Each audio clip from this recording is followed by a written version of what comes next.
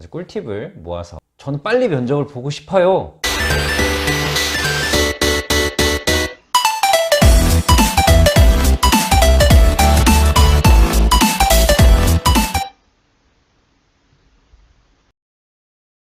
여러분은 지금 교육튜브에서 함께 성장하고 있습니다. 여러분 안녕하세요. 여러분 취업 인생의 터닝포인트가 될 문근영 강사입니다. 자, 오늘은 제가 스마트폰 어플 중에 이렇게 컨설팅을 해주는 그런 어플이 있습니다. 그 어플을 통해서 제가 오늘 컨설팅을 하고 온 분이 있었는데요. 그분이 면접을 가기 전에 자기소개라든지 난해한 질문들을 어떻게 해야 될지 모르겠어요 라고 얘기를 해주셔서 오늘 그 부분에 대해서 완벽하게 제가 설명을 해드리고 왔는데 끝나고 나서 그분이 저는 빨리 면접을 보고 싶어요 이렇게 바뀌셨어요. 그래서 오늘 제가 그분들한테 가르쳐드린 꿀팁을 모아서 여러분들한테 알려드리도록 하겠습니다. 오늘 총 3가지 내용에 대해서 배울 텐데요. 자, 여러분들이 대답하기 어려운 질문들이 굉장히 여러 개가 있는데 그 중에서 제가 베스트 3를 뽑아봤습니다. 자, 첫 번째 1분 자기소개입니다. 딱 들어가자마자 여러분들이 면접관 앞에서 가장 먼저 해야 되는 내용이 바로 1분 자기소개죠. 그런데 어떻게 해야 될지 모르겠어요. 1분 자기소개에서 너무 어려워요. 이거 시간을 맞춰야 돼요. 이렇게 많은 학생들이 물어봅니다. 그래서 그 부분에 대해서 살펴볼 거고요. 자, 두 번째, 상사가 부당한 지시를 시켰을 때 어떻게 하시겠습니까? 상사가 부당한 지시를 시키면 안 되죠. 일단 그 회사는 잘못된 건데 일단 요새는 이런 질문들이 상당히 많이 나오기 때문에 이 부분에 대해서도 살펴보도록 하겠습니다. 자, 그 다음에 마지막으로 빨리 나가고 싶은데 마지막으로 하고 싶은 말 있으면 하래요. 나는 빨리 끝나고 나오고 싶은데. 자, 그런데 이 마지막으로 하고 싶은 말 이 한 방으로 여러분들의 합격이 당락이 바뀔 수도 있습니다. 그러면 집중해서 들으셔야 되겠죠. 자, 먼저 1분 자기소개 전략에 대해서 살펴보도록 하겠습니다. 저는 1분 자기소개 한 방으로 내 이미지를 확 각인시킬 수 있다라고 저는 생각을 합니다. 자, 그 다음으로 여러분들이 가장 대답하기 어려운 질문 중에 하나가 상사가 부당한 지시를 시켰다면 어떻게 하시겠습니까? 이거는 꼬리 질문이 나오기 굉장히 좋아요. 자, 상사가 부당한 지시를 시켰을 때 저는 따르겠습니다. 이거는 부당한 일인데 왜 따르나요? 이렇게 얘기할 수도 있고, 그럼 따르지 않겠습니다 라고 했을 때 그럼 상사가 시키는데 안 하겠습니까? 안 한다는 건가요? 이렇게 꼬리 질문이 나올 확률이 굉장히 높아요. 그런데 여러분들이 아주 착각하는 것 중에 하나가 이 질문은 O냐 X냐를 가리는 게 아닙니다. 즉, 여러분들한테 결과를 바라는 게 아니라 결과에 이르기까지 과정을 여러분들한테 물어보는 거예요. 자, 그럼 베스트 정답은 어떻게 해야 되냐? 자, 상사가 부당한 지시를 시켰다면 저는 일단 따르겠습니다.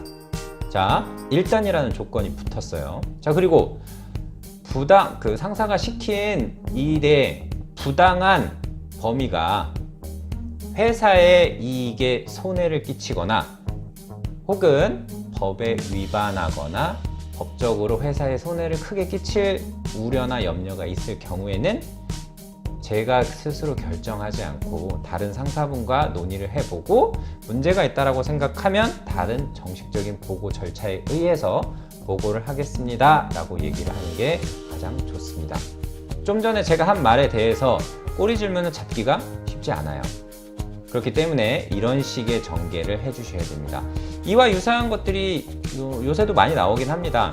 자, 퇴근을 하려고 하는데 여자친구가 중요한 약속이 있는데 회사에서 갑자기 내일 아침까지 중요한 보고서를 만들어야 된다 라고 해서 야근을 시켰습니다. 그러면 여러분은 어떻게 하겠습니까? 똑같은 포맷의 질문입니다. 이거는 다시 한번 말씀드리지만 O냐 X냐를 따지는 게 아니라 흔히 말하는 세모를 얘기를 하셔야 현명하게 대처가 가능하십니다. 꼭 기억하셨으면 좋겠습니다. 자, 그리고 내가 빨리 나가고 싶은데 면접관이 이런 질문합니다. 자, 마지막으로 하고 싶은 말 있으면 하세요 라고 하는데 제가 여러분들한테 먼저 얘기하겠습니다. 자, 이런 질문이 나왔을 때 여러분들 하는 게 좋을까요? 아니면 그냥 가만히 있는 게 좋을까요? 자, 이 질문을 묻는 이유를 저는 먼저 생각해 보라고 하고 싶습니다. 자, 합격할 확률이 50%, 떨어질 확률이 50%가 있습니다. 지금 여러분은 그 한가운데에 있습니다.